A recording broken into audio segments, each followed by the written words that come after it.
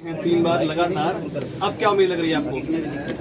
ये जो चुनाव है ये मेरा चुनाव है।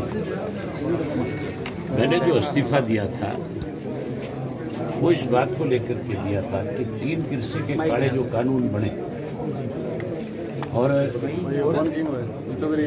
उससे जब देश में किसानों ने आंदोलन शुरू किया और उनकी तरफ से एक थले रख यार, क्यों चढ़ाई ना उत्ते आवाज लेनी है, क्यों चढ़ाई ना? कोई भी पॉलिटिकल व्यक्ति कुड़ी थले रख अगर हमारा समर्थन करना चाहता है तो पहले रिजाइन करके आए।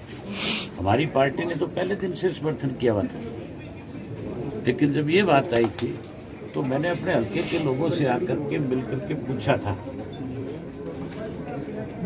कि आज जो है इस आंदोलन को और ताकत देने की जरूरत है और उसको ताकत इस बात से मिल सकती है कि अगर मैं विधानसभा की सदस्यता से इस्तीफा देता हूं तो जहां ये आंदोलन मजबूत होगा वहीं बहुत सारे ऐसे लोग हैं हरियाणा में जो कहीं ना कहीं किसान के नाम पे राजनीति करते हैं। उनके चेहरे उजागर हो जाएंगे, वो नंगे हो जाएंगे।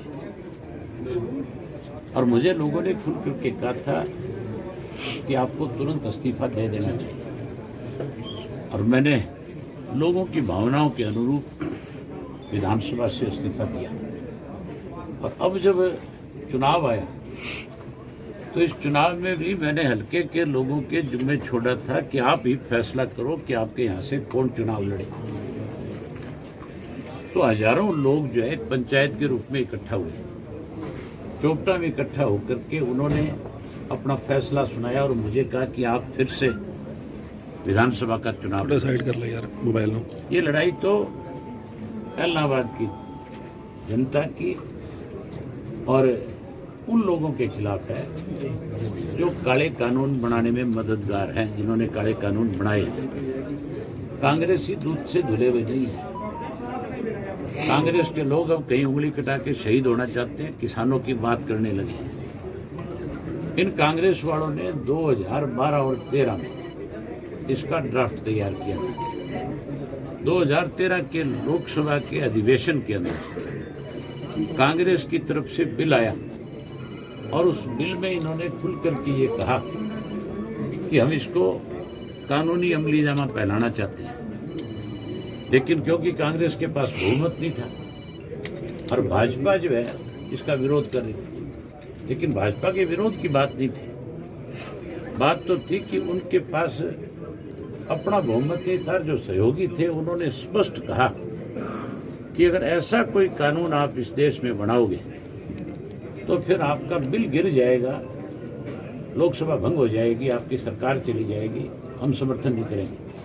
मजबूर होकर के उनको फिर स्टैंडिंग कमेटी के पास भेजना पड़ा, ठंडे बस्ते में डालना पड़ा। आज कांग्रेस ही कहते हैं कि हम जो है किसानों के समर्थक हैं। आज तो रोजाना इस किस्म की स्टेटमेंट देते हैं। अभी आएंगे थोड़ी देर में कांग्रेस के लोग, शैलजा जी भी आएंगी, शायद हुड्डा भी आए, सुरजेवाला भी आए। उन तीनों से ये पूछना कि आप किस दिन बॉर्डर पे गए, आपने किस दिन जाके बॉर्डर पे किसानों का समर्थन किया। आप उनसे पूछना आप किस टोल पे जाकर के समर्थन करके आए। आपने तो जब पीपली के अंदर किसानों पे लठ बरसाए जा रहे थे तो कहा था कि जब तक इनके साथ न्याय नहीं होगा हम यहाँ धरना दे करके बैठ जाएंगे। हुड्डा से पूछना आप धरने पे गए क्यों नहीं, धरना दिया क्यों नहीं? आप किसान के हितैषी थे तो फिर धरना देना चाहिए। जब मैंने इस्तीफा दिया, अगर ये कांग्रेसी मेरे साथ इस्तीफा दे देते तो आज बाई इलेक्शन नहीं होना था, आज मध्यवर्ती चुनाव होते हर हालत में। क्योंकि 32 एमएलए अगर एक साथ इस्तीफा देते हैं उसका बहुत बड़ा प्रेशर बढ़ता है सरकार के ऊपर। फिर हम 32 नहीं होते, फिर बहुत सारे और ऐसे एमएलए थे जो उस वक्त इतने डरे हुए थे जो हर हालत में इस्तीफा देते और ये सरकार गिर जाती। क्या इस्तीफा आगे?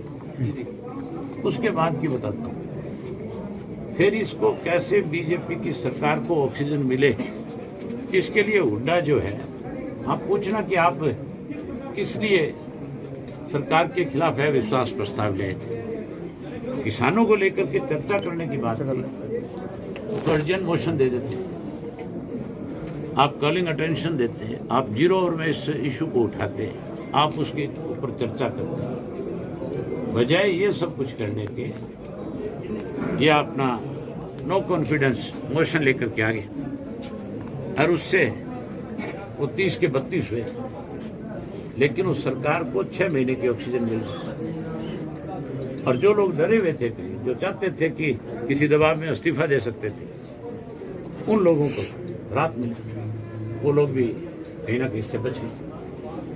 ये भूपेंद्र सिंह हुड्डा जो है पूर्ण रूप से बीजेपी के हाथों की कठपुतली है, उनके हाथों में खेल रहे हैं। आज बीजेपी जेजेपी का तो कोई नाम लेने वाला नहीं है। आज ऐसी हालत है कि जब गांव में जाएंगे वोट मांगने तो लोग एहसास कराएंगे उनसे इस बात का, खास करके कि आपका जो फैसला है, जो 3 कृषि के काले कानून आपने बनाए हैं, ये हमारे लिए मौत है, हमारी डेथ के वारंट है। हम आपको किसी कीमत पे अपना वोट नहीं देंगे। लेकिन कांग्रेस को भी लोग साथ के साथ सबक सिखाएंगे। दूसरी तरफ कांग्रेस और बीजेपी की हालत तुम्हारे सामने है। आज जो है इनके पास अपने कैंडिडेट नहीं है। एक आदमी 10 दिन पहले कांग्रेस ज्वाइन करता है, कांग्रेस वाले उठा करके उसको टिकट दे देते हैं। एक आदमी पहले दिन बीजेपी ज्वाइन करता है और बीजेपी वाले उसको टिकट दे देते हैं। तो दिवालिया पिट गया नहीं पिट गया, या कुछ बचा इनके पास? आपका चौथा आप ये पूछना उनसे। नहीं, मैं आपसे एक बात कहना चाहता हूँ, आप उनसे ये पूछना कि क्या सरसा जिले में, क्या एलनाबाद के अंदर कोई ऐसा कांग्रेस ही नहीं मिला तुम्हें जिसको तुम अपनी पार्टी का टिकट दे करके चुनाव लड़वाते? बीजेपी वाले तो बेचारे, कल आपने हालत देखी थी उनकी, तो वो तो बड़ी मुश्किल से जान छुटा करके भाग करके गए। इनसे जरूर ये बात पूछना कि तुम्हारे पास कैंडिडेट नहीं था, तुम्हें किसी आदमी पर भरोसा नहीं था।